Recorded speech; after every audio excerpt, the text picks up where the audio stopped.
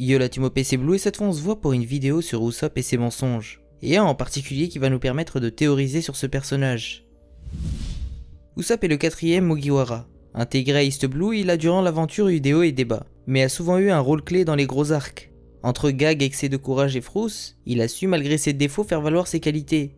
Je dirais même qu'Oda a su faire des défauts d'Usopp des qualités. Celui-ci a vite progressé durant toute la première partie de l'œuvre, mais a dû, tout comme ses Nakama, faire une pause dans son aventure pendant l'ellipse, afin de s'entraîner. Son entraînement s'est fait aux côtés d'un mystérieux personnage, Héraclès, sur l'archipel de Boeing, dans un environnement naturel difficile.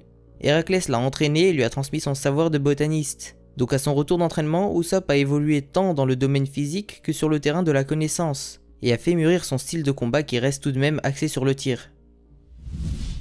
Après l'ellipse, il a intégré à son style de combat les pop green qui lui permettent de se diversifier. Il maîtrise des pop green qui créent des combustions par exemple, certaines créent du feu comme le Isatsu Midori Bochi, Dokuro Bakuatsuso, ou d'autres qui font apparaître des plantes carnivores, des bambous, des racines et des gaz soporifiques, ou d'autres encore qui balancent des débris, etc. etc.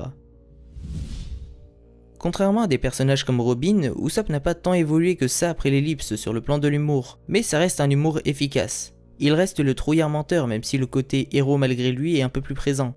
Cette facette d'Usopp est souvent là dans les phases critiques. Elle est utile au scénario. Elle permet de résoudre des problèmes et justifier des dénouements par des gags.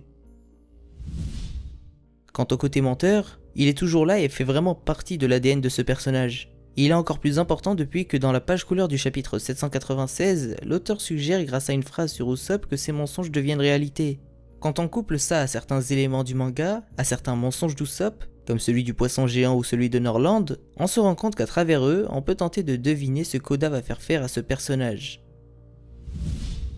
Bon, après l'ellipse, le personnage d'Usopp est un peu plus en retrait niveau combat, même si le personnage est bien plus puissant qu'avant. Oda l'utilise moins dans les phases de combat, et lui accorde moins de duels. Il a battu Daruma sur l'île des hommes poissons, et s'est fait éclater par Trebol sur Dressrosa. Mais à part ça, il n'a pas de vrai duel.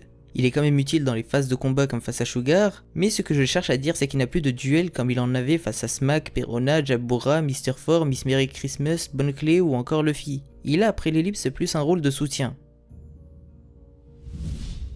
Je ne sais pas pour vous, mais personnellement, je trouve ça triste pour le personnage d'Usopp. Je ne pense pas que ce soit en ayant un rôle de soutien et de personnage gag qu'il parviendra à atteindre le niveau d'un Van Augure, qu'il est normalement destiné à vaincre dans le futur, vu qu'il fait partie de l'équipage antagoniste à celui de Luffy, en plus d'être un équipage rival. Voilà pourquoi je pense qu'Oda lui réserve un gros développement à ce niveau, en tout cas des gros combats qui l'y prépareront, et l'un d'entre eux pourrait être en lien avec un ancien mensonge d'Usopp. Au chapitre 322, après que Sanji ait cuisiné des pommes paillasson, le vieux Chopper se demande ce que c'est. Enfin, pourquoi ça s'appelle comme ça. Et Usopp répond que c'est parce que ça proviendrait de la queue d'un monstre de paille géant, qu'il aurait lui-même vaincu. Et comme les mensonges d'Usopp sont censés se réaliser au fil de l'œuvre, je me suis demandé ce que ce mensonge pouvait amener. Et c'est là où j'ai pensé à Basil Hawkins. Celui-ci a le fruit du démon de la paille, et possède un monstre géant de paille, comme il nous l'a montré au début de l'arc. Oda pourrait donc faire en sorte que ce mensonge soit finalement vrai en faisant combattre Hawkins contre Usopp et en faisant gagner Usopp. Ce dernier a un avantage sur Hawkins car il peut utiliser le feu, et le feu est l'élément le plus redoutable pour la paille. Je ne sais pas pour vous, mais personnellement, plus j'y pense, plus l'idée me plaît, car les deux personnages se ressemblent beaucoup tout en étant très différents. Les deux sont des stratèges, les deux sont très calculateurs, mais en plus de ça, les deux sont très superstitieux. Ils ont malgré tous ces points communs des divergences comme au niveau du tempérament. Usopp est très fidèle par exemple alors qu'Hawkins pas vraiment. Hawkins est quant à lui vicieux alors qu'Usopp pas vraiment. Hawkins est fourbe et vicieux. Pendant cet arc de Wano, il peut changer de camp plusieurs fois si c'est dans son intérêt. Ce qu'il fait c'est pour lui, et uniquement pour lui. C'est un capitaine supernova qui est un leader de base. Et qu'il reste dans le camp de Kaido ou s'allie à Luffy temporairement, il reste un rival de l'équipage au chapeau de paille jusqu'à ce qu'il meure. Donc jusqu'à sa fin il restera un ennemi potentiel, et un rival certain. Que ce soit pendant l'arc de Wano ou même après. Usopp a donc tout le temps de l'affronter, il pourrait le faire dans 1 mois, dans 3 ans ou plus. Ce qui est sûr et certain pour moi c'est qu'il l'affrontera un jour ou l'autre, et qu'Hawkins sera un palier qui lui permettra de se développer, de franchir une étape, comme Katakuri était une étape pour Luffy pour grandir, toute proportion gardée bien sûr.